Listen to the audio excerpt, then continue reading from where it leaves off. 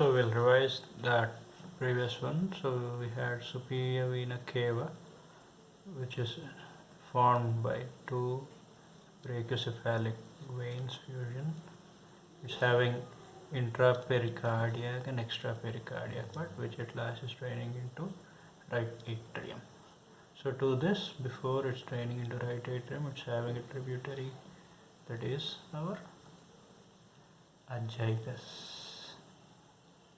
This is superior vena cava.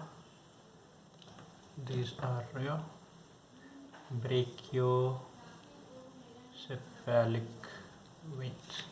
So in turn, this azygos is having tributaries at the level of T7 and T8 by two things: accessory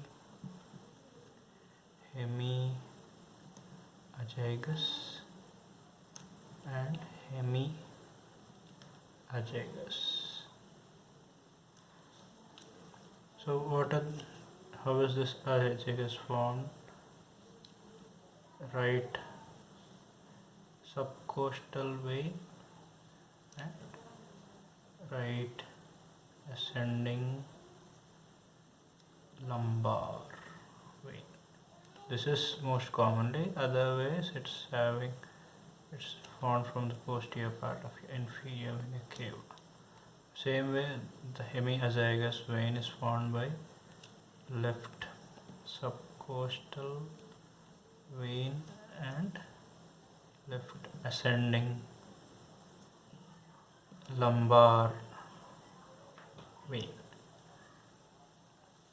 So what are the other things coming into the superior intercostal vein, which is formed from second, third and fourth right posterior intercostal veins? Then we have from 5th to 11th, all that posterior intercostal veins.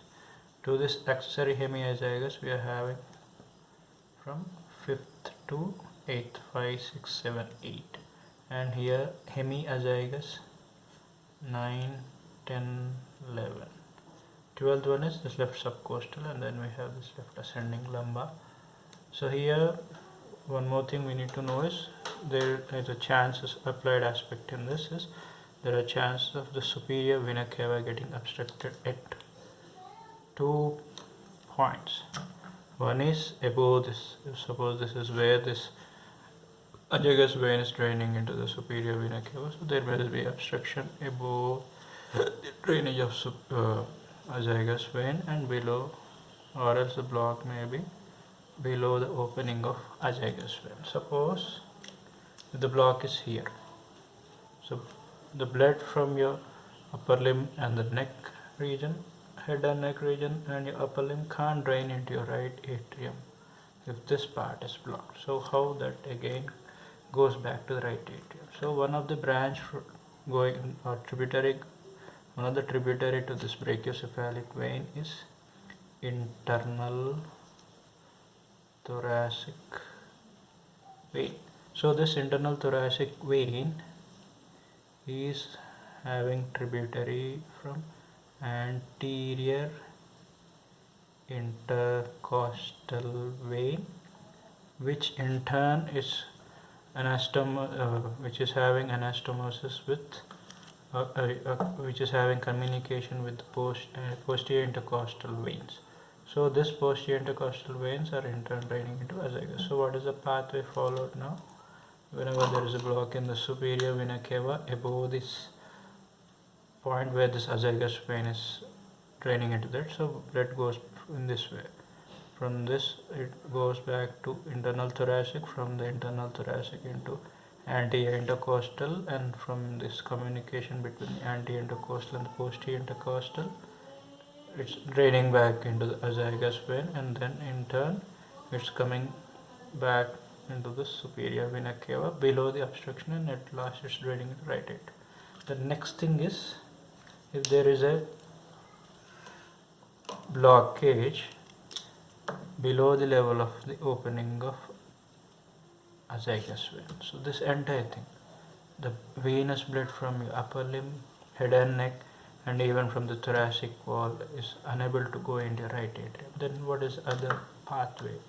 So this entire blood from this upper part goes through this azygous vein and via communications between this superior vena cava tributaries and inferior vena cava tributaries, this blood, venous blood is drained into inferior vena cava. In turn, this inferior vena cava, it drains into the right atrium. So revising it up, superior vena cava, it's having two parts. One is within the pericardium and one is outside the pericardium. So how it is formed? By right and left brachiocephalic veins, and one more tributary, major tributary is your azygous vein. Then how is this azygous vein? It's present on the right side of your vertebral columns. At T4, it's arching over your right hilum of the right lung, and other tributaries going to this azygous are second, third, and fourth, forming the superior thoracic vein. And apart from that, you have the posterior intercostal veins of the right side till the 11th one. What about the 12th? 12th posterior intercostal vein is nothing but the right subcostal vein. It's one of the major thing which is forming your azygous vein whenever it's joining with your right ascending lumbar vein. Other way how this azygous vein is formed is it's formed from the inferior vena cava itself, or it's a direct continuation of right ascending lumbar vein.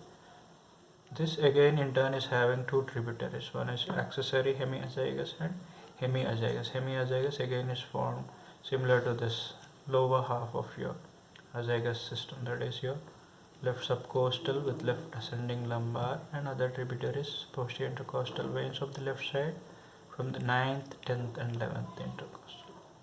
Then accessory hemiazygous is formed what are the tributaries for that? 5th, 6th, 7th and 8th posterior intercostal veins. This again in turn drains into your azygous vein around the level of T7. These two azygous systems, they lie close to your thoracic vertebrae. Thank you.